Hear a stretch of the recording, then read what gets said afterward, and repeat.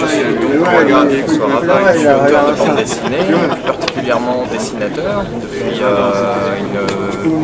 une bonne douzaine d'années maintenant. J'ai fait environ une douzaine d'albums depuis 12 ans, dont le dernier, Mort aux vaches, qui vient de sortir chez Futuropolis au mois de septembre dernier. Tout à fait, ouais, il y a un album qui est sorti, donc le tome 4 qui est sorti au mois de mai, ciblé sur le SAC, donc des mystères de la 5ème République. Et je travaille actuellement, donc depuis la sortie de Mort aux vaches, je me suis remis sur le tome 5 des mystères, de la série des mystères, et donc ce sera le dernier, le 5e et dernier tome de la série, et qui verra le jour en mai, si tout se passe bien, l'année prochaine, avec les deux autres séries parallèles, en même temps que les deux autres séries parallèles, donc la 3e et la 4ème République, les trois albums sortiront ensemble en fait. Ouais, tout à fait, ouais, on s'est tellement en fait amusé, je pense que ça se sent aussi, on s'est vraiment amusé, c'est une direction qu'on avait envie de prendre tous les deux depuis très longtemps. On avait déjà fait la photo chinois ensemble et je dirais que c'était un peu les prémices de ce qu'on a pu raconter dans Mort aux vaches, enfin le côté un peu rural des choses, un peu taiseux de certains personnages avec vraiment des trognes. Moi ça me permet de m'éclater au dessin, c'est vrai que je me suis rarement autant amusé sur un album que sur Mort aux vaches, alors que donc qui est moins grand public, moins classique que ce que je peux faire sur les albums de Glénat. Donc il y a peut-être une liberté graphique qui est plus importante, ce qui explique peut-être que je me suis vraiment beaucoup amusé. Et en tout cas, il est clair que quand on a eu fini l'album, au-delà du fait de l'avoir dans les mains, on avait qu'une seule envie, c'était de repartir sur autre chose. Ouais. C'est vrai que c'est un scénario piège, parce qu'au final, on se retrouve enfermé dans une ferme très vite. Donc le cas s'est évacué dès le départ, dès le début de l'album. Il a presque aucune importance dans le récit, quasiment. C'est, on peut dire, le point de départ de l'histoire en général, mais le casse en lui-même a vraiment aucune importance. Et donc ensuite c'est vraiment, c'est vraiment une petite pièce de théâtre qui se joue dans la cour de la ferme, dans la ferme en elle-même. Et d'autant que je la dessine peut-être autour de la page 10. Je dessine à une vue assez globale de la ferme, ce qui fait que je m'enferme en plus graphiquement dans quelque chose, dans une structure, et comme en plus Aurélien n'avait pas terminé le scénario au moment où j'ai commencé le livre, ça a posé pas mal de soucis pour, je dirais, pas géographique, mais en tout cas, il fallait réussir à tout caser dans le même endroit en fonction des lieux que j'avais dessinés, quoi. Et, oui, ça fait vraiment, c'est vraiment l'idée. D'ailleurs, Aurélien écrit ses scénarios comme une pièce de théâtre, ce qui me laisse beaucoup de liberté, moi, après au dessin. Moi, j'ai toute la partie mise en scène, ça me permet vraiment d'avoir une très très grande liberté, ce qui n'est pas le cas avec Philippe Richet, qui lui est plutôt une vision de dessinateur. Donc lui, il a tendance à faire des choses très précises, du case à case, en ayant, je pense, déjà les images en tête, alors qu'Aurélien vraiment laisse c'est des petites intentions, des didascalies, un peu comme au théâtre, nous on s'occupe de tout le reste, sans la grande liberté. Sur les mystères de la République, parce que y a tout aussi une documentation qui rentre en jeu. C'est vrai que, étant donné qu'on est dans une série qui se passe dans les années 60, ce qui n'est pas le cas pour Mort aux vaches, pour les mystères, j'essaie d'être assez rigoureux au niveau de la documentation des voitures, des rues, ou même tout bêtement des atmosphères de café, ce genre de choses. J'essaie vraiment je regarde des films, je fais des recherches sur internet ou dans des livres, mais j'essaie vraiment de retrouver un petit peu tout le décor d'époque, ce qui n'est pas toujours très simple, parce que mine de rien c'était il y a déjà plus de 50 ans, et Mort aux vaches, c'est plus des souvenirs d'enfance pour le coup. Ça se passe en 1996, donc c'est vraiment des choses, un ressenti, presque des souvenirs d'enfance quand je passais mes vacances à la ferme chez mon tonton, et du coup je ressors des images presque de cette période-là, mais sans vraiment faire de chercher à me rapprocher de l'époque particulièrement. Surtout qu'en plus Mort aux vaches on est à la campagne, donc c'est comme si un petit peu la vie s'était arrêtée il y a très très longtemps. Là on parle vraiment de personnes qui sont c'est très rural, donc c'est pas gênant de dessiner des 4L en 96, quoi. On sait qu'il y a des choses qui sont restées très très longtemps. Ouais, mais les mystères c'est beaucoup plus exigeant, je dirais, au niveau de la documentation, quoi. Je dois essayer de me tenir, d'être précis, pas faire trop d'erreurs. Ça m'est arrivé, j'ai des lecteurs dans le dernier tome qui m'ont reproché d'avoir mis, alors c'était pour une Renault Dauphine, et j'ai mis le coffre derrière alors que le coffre des Renault Dauphine était devant, et je ne savais pas, parce que c'est vrai que j'ai jamais connu de Renault Dauphine, et ça les a choqués, c'est un détail qui les a marqués, c'est qu'au tout début du livre, donc comme quoi ça arrive même en faisant des recherches, des fois on fait des petites erreurs.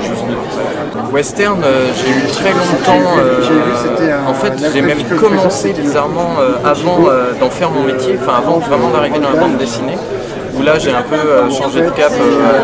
Il y avait une lecture, c'était Ibicus à l'époque, qui m'avait complètement bouleversé et ça m'avait intrigué. Je m'étais intéressé à la littérature russe à ce moment-là, ce qui avait provoqué mon premier album, qui était une adaptation russe aussi. Mais avant, j'ai fait beaucoup de western dans des fanzines, ce genre de choses. C'est vraiment un genre qui m'attirait beaucoup. J'avais été en fait très marqué à l'époque par Impitoyable, le film de Clint Eastwood. Et ça m'avait complètement chamboulé, enfin la manière dont il montrait un cow-boy comme ça qui était blessé, quoi. En fait c'était cool, le cow-boy toujours debout et toujours conquérant. Là au contraire on touchait, enfin il y avait une partie presque, une part de social presque dans la manière dont il avait traité le sujet. Et j'ai longtemps eu envie de faire ça. Après pour le moment l'occasion ne s'est pas présentée. C'est vrai que je suis resté beaucoup dans le registre du polar, mais c'est quelque chose qui me convient bien aussi et je m'en rends compte au fur et à mesure des années en fait, et des projets qui défilent. C'est un prétexte idéal pour raconter des choses, pour traiter des sujets de société en fait, quoi. Et le polar on peut vraiment tout y mettre. Ça peut être hyper distrayant comme ça peut être le cas pour Morovache, où le but du jeu c'est vraiment de faire rire le lecteur, quoi. Les projets, enfin la route est encore longue j'ai envie de dire, et les envies naîtront au fur et à mesure je pense. Alors je parlais tout à l'heure d'Ibicus, et c'est vrai que Rabaté a joué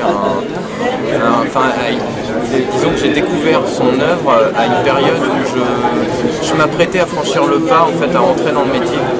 Et je pense que toute son œuvre m'a vraiment beaucoup marqué, quoi. Mais après il n'y a pas eu que Rabaté non plus, hein.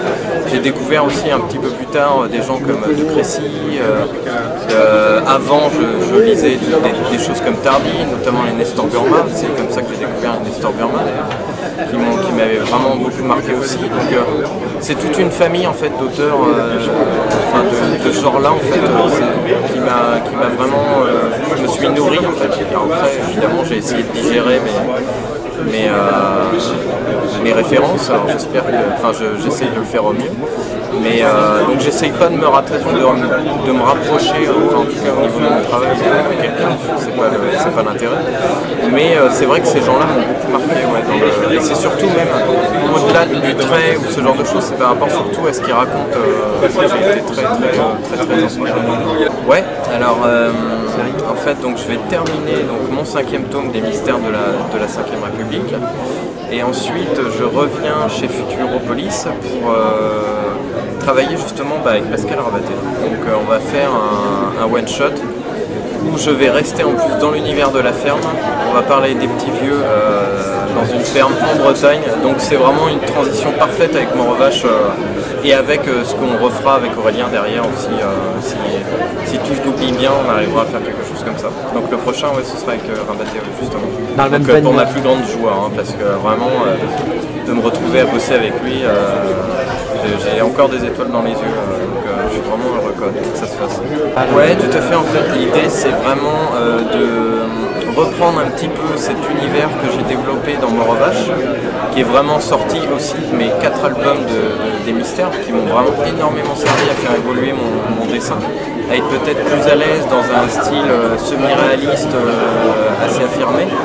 Et donc j'ai vraiment envie de travailler ce trait-là, mais de venir rajouter de la couleur dessus, donc tout en ayant un peu à l'esprit le travail au fusain que j'ai pu faire dans Morovache. Donc essayer d'adapter ce travail-là au fusain à la couleur en fait. Donc ce sera sûrement de l'ordinateur, mais avec une certaine, en tout cas d'essayer de rendre un rendu presque de couleur directe en fait, vraiment jouer là-dessus. Et c'est ce qui peut fonctionner dans en tout cas c'est là-dessus qu'on est parti pour l'instant, parce que c'est vrai que le projet est né d'une petite illustration que je lui avais montrée. Et ouais, c'est un projet que j'ai vraiment envie de faire en couleur pour le coup, et même peut-être celui d'Aurélien après. J'ai envie de travailler la couleur, de me laisser un petit peu aller à ça, ouais. Ça en tout cas ça fait partie des envies. Ouais. Il y en aurait un paquet, hein, je pense. Tous les gens que je viens de citer déjà, ils font encore des choses sublimes. Et je suis le premier précipité à la librairie quand un album sort d'eux. Mais il y en a beaucoup. Voilà, tous ces gens-là de Crécy, comprendre son trait, rabatté pour, je sais pas moi, pour les mêmes raisons aussi, pour le trait, pour la façon dont il raconte ses histoires, toujours simplement, avec ce petit côté poétique qui ressort aussi à chaque fois. Ou même Tardy pour le caractère qu'on trouve dans le...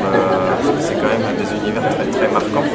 Donc oui, non, il y en aurait beaucoup, je peux pas choisir comme ça, c'est impossible. J'essaie déjà de maîtriser mon esprit à moi pour essayer de maîtriser mon dessin.